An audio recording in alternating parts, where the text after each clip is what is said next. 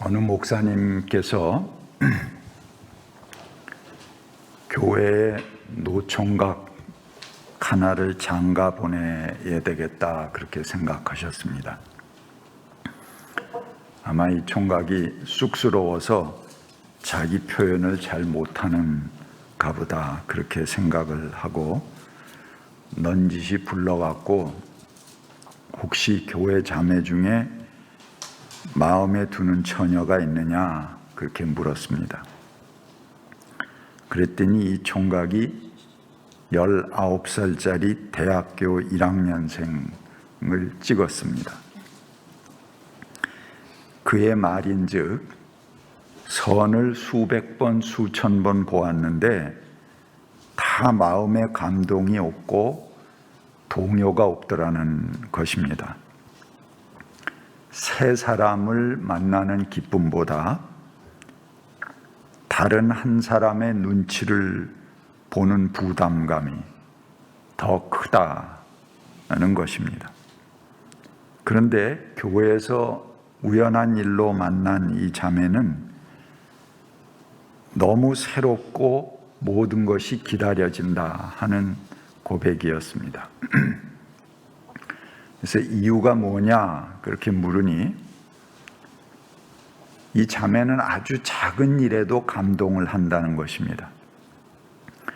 조그만 식사를 하더라도 너무 맛있어요 하고 놀라고, 분위기 있는 찻집을 가도 이렇게 좋은 데도 있어요 하고 감탄을 하고, 또 낯선 길을 드라이브 하더라도 차가 움직이는 내내 저 나무 봐, 저 집 봐, 저 길 좀 봐요, 와우 멋있다, 뭐 이렇게 계속 탄성을 울린다는 것입니다. 하찮은 선물에도 이런 선물 처음 받아봐요, 너무 고마워요, 이렇게 아주 눈물을 흘릴 것 같이 감탄을 한다는 것이에요. 이렇게 매사에 감격을 하니까 매번 만날 때마다 이번엔 무엇을 보여줄까? 이번에는 무엇을 같이 먹을까? 무엇을 사줄까? 하고 기다려지고 사는 맛이 나고, 그 아이만 만나면 자기 존재의 이유를 느낀다 하는 고백이었습니다. 그런데 비슷한 연배의 사람들과 선을 볼 때면 식사를 해도 제법 괜찮기는 한데 여기다 무슨 소스를 입히면 더 좋겠는데 그렇게 얘기하고 훈수를 두는 거죠. 또 분위기 있는 찻집을 가도 인테리어가 좀 촌스럽네요.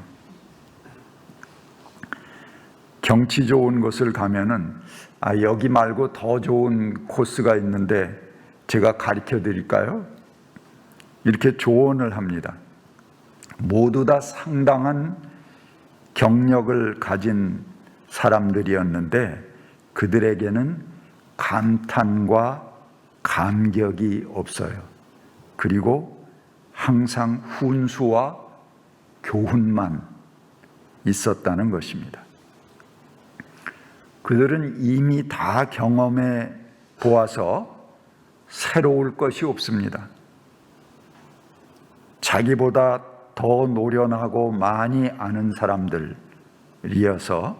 늘 그녀들과 만나면 내가 혹시 잘못하는 것 아닌가 하고 주눅이 들기만 한다고 그렇게 이야기했습니다. 우리 삶에 감격이 있는 것이 얼마나 소중합니까? 신바람 나고 삶에 의미가 있는 것은 정말 우리 안에서 생명력이 이렇게 솟아오르게 만드는 중요한 요소입니다. 오늘 읽어드린 성경 본문 요한복음 15장은 유명한 이 포도나무의 비유가 전해집니다. 우리가 계속 주님의 사랑 안에 머물러 있기 위해서는 우리 안에 주님에 대한 감격이 있어야 됩니다. 그것이 있는 사람은 모든 것을 이길 수 있고 모든 것을 풀어낼 수 있습니다. 그리스도를 아는 것은 곧 그리스도의 은혜를 아는 것입니다. 그리스도가 어떤 분인가 우리가 그분을 인식하기 위해서는 그분의 은혜를 인식해야 합니다. 인간은 어느 한 면만을 보고 사랑합니다. 그런데 실제로는 그 사람이 그렇지 않을 수 있습니다. 결혼 전에는 순둥이 강아지같이 예뻐 보이던 아내가 결혼하고 나서는 고양이 같아지더니 나이가 들어서는 호랑이로 변합니다. 순둥이 강아지는 약하기 때문에 돌보아주고 싶지만 호랑이는 무서워서 피해야 합니다. 그러나 하나님은 우리를 항상 긍휼하게 여기십니다. 긍휼하다는 것은 불쌍하게 보신다는 말입니다. 하나님께서 나의 못난 점, 부끄러운 약점, 혹은 숨기고 있는 그런 교활함, 모든 것을 잘 아실 수 있습니다. 그렇지만 그것까지도 알면서 우리를 불쌍히 보신다는 것입니다. 우리가 허세를 부리고 되지도 않는 그런 되지도 않게 자기를 부풀려 보이려 해도 그래도 우리를 불쌍히 보시고 순둥이 강아지를 품듯이 우리를 품어주신다는 것입니다. 인간의 사랑은 어느 한순간의 사랑이기 쉽습니다. 가끔 어른들이 젊은이를 보고 얘야 때를 놓치지 마라 그렇게 충고합니다. 그것은 사람이 항상 예쁜 것이 아니기 때문입니다. 반짝하고 예쁜 어느 한때가 있습니다. 그러나 우리 하나님은 영원이십니다. 모든 사람 하나하나를 처음부터 마지막 시간까지 영원의 관점에서 대하십니다. 우리가 하나님 안에 있을 때 우리는 잠깐 피었다가 사라지는 소모품이 아닙니다. 잠깐 기억됐다가 잊혀지는 존재가 아닙니다. 하나님은 처음부터 영원함으로 관계하십니다. 그 관계가 3줄보다도 더 질겨서 우리가 하나님을 때로는 잊어버리기도 하고 놓쳐버리기도 하고 때로는 하나님이 귀찮게 생각될 때도 있지만 하나님은 그때도 우리를 붙들어 주신다는 것입니다. 우리의 시간은 영원이신 하나님과 만나는 그 순간부터 이해될 수 있습니다. 거기에서 우리의 삶이 시작되는 것입니다. 내 삶의 모든 높이와 깊이와 넓이가 그때부터 생기게 됩니다. 나와 하나님과 만나는 그 시간이 바로 내 삶의 중심점입니다. 나와 하나님과 만나는 그 결정적인 순간은 언제인가? 우리가 하나님과 만났을 그 처음 시간, 매사에 마음이 뜨겁고 어떤 새로운 감격이 내 안에 있던 그 순간, 그때를 기억해 보십시오. 우리는 비록 잊었지만 하나님은 영원히 그때 첫 마음으로 우리를 대하십니다. 그게 하나님이 가지신 영원성입니다. 우리가 그분의 가지에 연결되었던 그 감격, 그것을 생각해 보길 바랍니다. 우리는 한참 가지가 뻗어나가고 어느 때는 너무 잘 돼서 자기도 모르게 나무 꼭대기에 올라가서 마침내 내가 세상을 굽어보게 되었노라 라고 외칠 수도 있습니다. 그런데 우리가 잊지 말아야 할 것이 있습니다. 그것은 우리는 포도나무고, 우리는 본래 포도나무에 연결된 가지라는 사실입니다. 여기 오늘 본문에 가지가 포도나무에 붙어 있지 않으면 스스로 열매를 맺을 수 없는 것과 같이 그랬는데, 스스로 열매를 맺을 수 없는 정도가 아니죠. 가지가 포도나무에 붙어 있지 않으면 죽습니다. 제가 게으른 정원사라서 우리 시골 집에 이제 나무들이 아주 고생을 하는 때가 있습니다. 여름에 한 주일만 돌보지 않으면 어느새 칡덩쿨과 그 온갖 덩쿨들이 나무를 타고 올라가서 덮어버립니다. 그럼 본래 나무가 어디에 있었는지 보이지도 않습니다. 그런데 아무리 넝쿨들이 극성을 부린다고 하더라도 정원사의 손길이 한 번 닿으면 그 무성하던 넝쿨 더미로 보이던 그 상황은 며칠 안에 정리가 됩니다. 뿌리에서 줄기로 올라가는 생명줄, 생명선, 그거를 밑에서 톡톡톡 이렇게 잘라내게 되면은 상황은 달라집니다. 그렇게 온 나무를 덮고 있던 넝쿨들이 며칠 후에 가보면 그 무성하던 그 잎들이 전부 축 처져갖고 밑으로 노랗게 돼서 떨어져 버립니다. 그러면 그 밑에 고생하던 나무들이 활짝 웃으면서 다시 손길을 펴니다.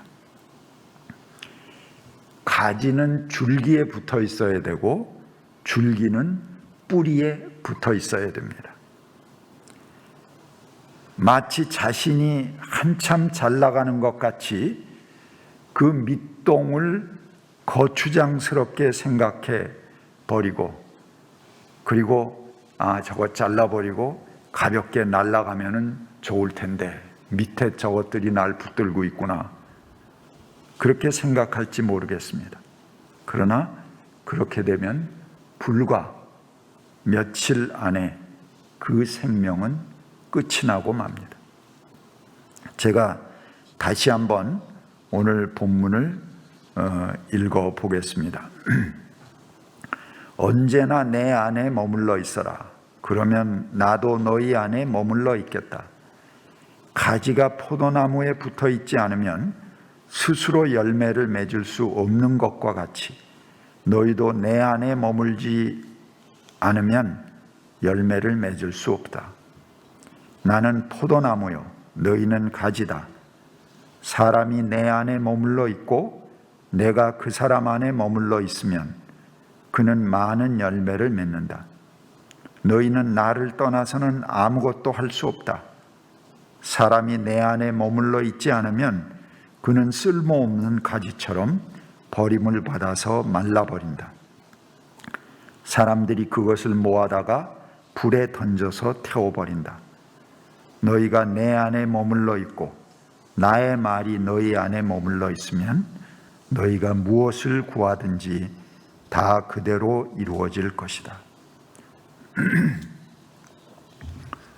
그런데 하늘을 뚫고 자라기는커녕 아직 싹 싹도 트지 못하고 그냥 씨앗 알맹이인 채로 인 생명도 있습니다.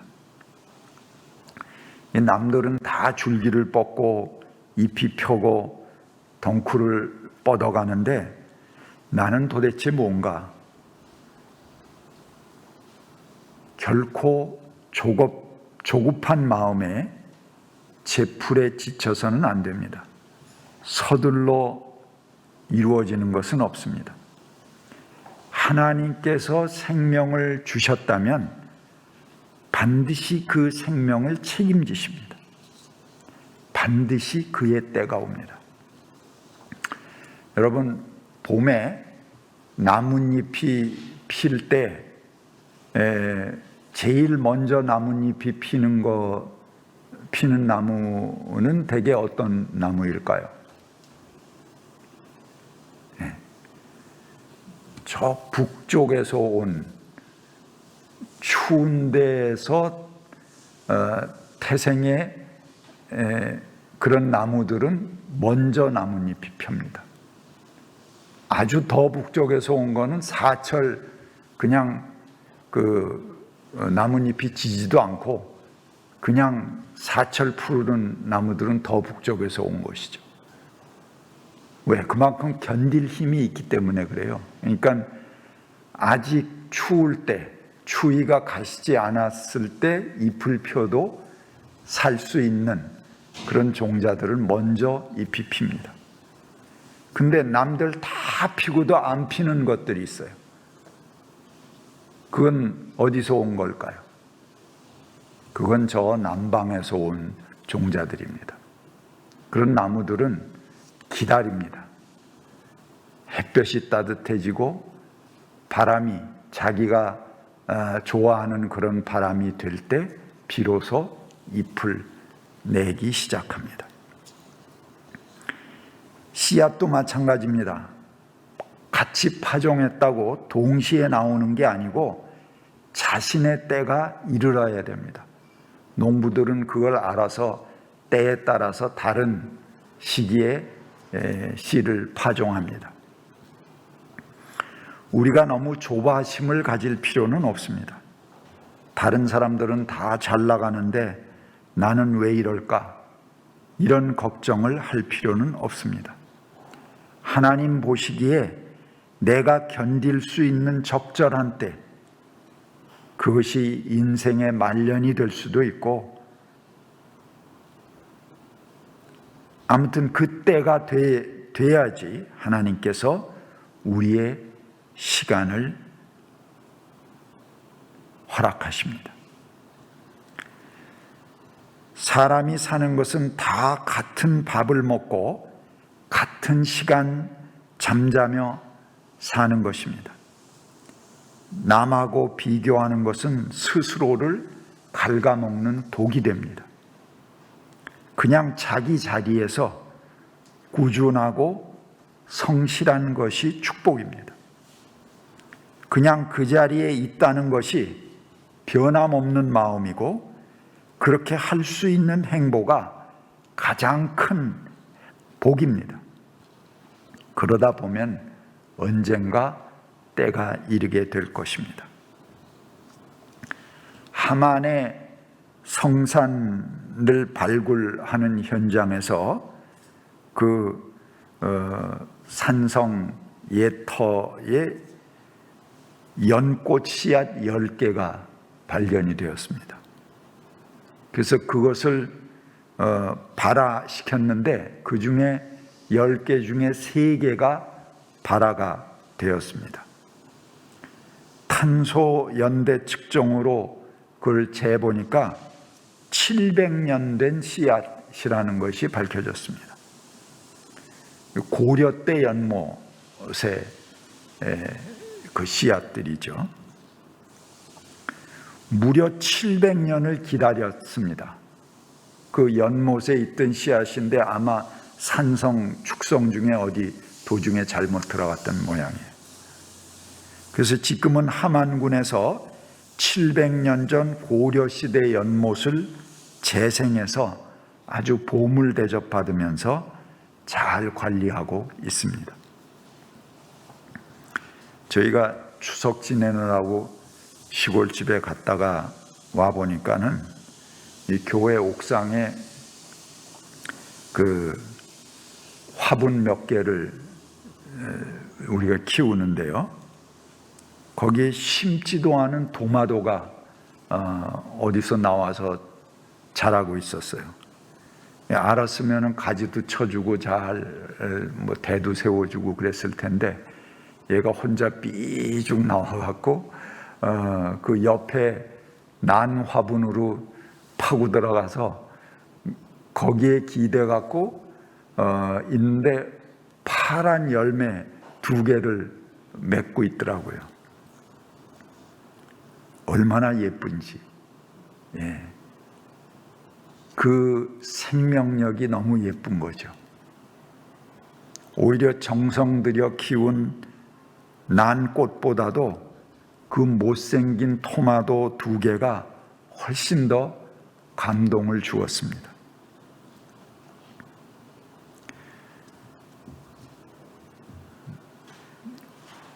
우리 오늘 부를 찬송가인데, 예수 사랑하심은, 그 찬송가는 어린이 찬송가로 유명합니다.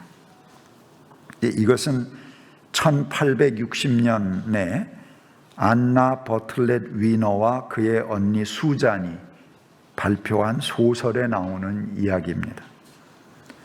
한 어린이가 불치의 병으로 죽어가는 그런 상황입니다.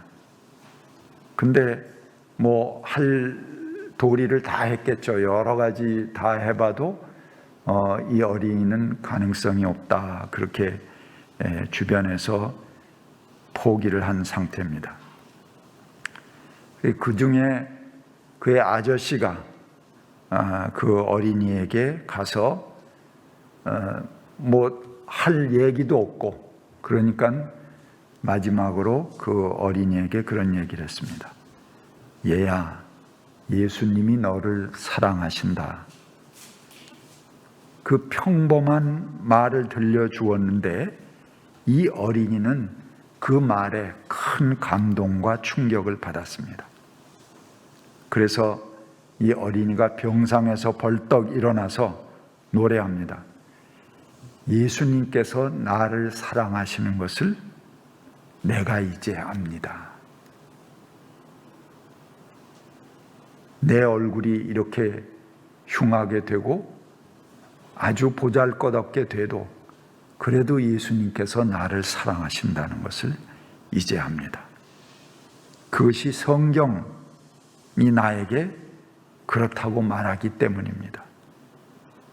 우리 어린아이들, 그들은 모두 주님께 속하였습니다. 우리들은 약하지만 우리 주님은 강하십니다. 라고 찬양했다는 것입니다. 바로 여기에 브래드버리가 곡을 붙인 것이 우리가 부를 411장 찬송, 예수 사랑하심은 이라는 찬송입니다. 우리 같이 묵상하겠습니다.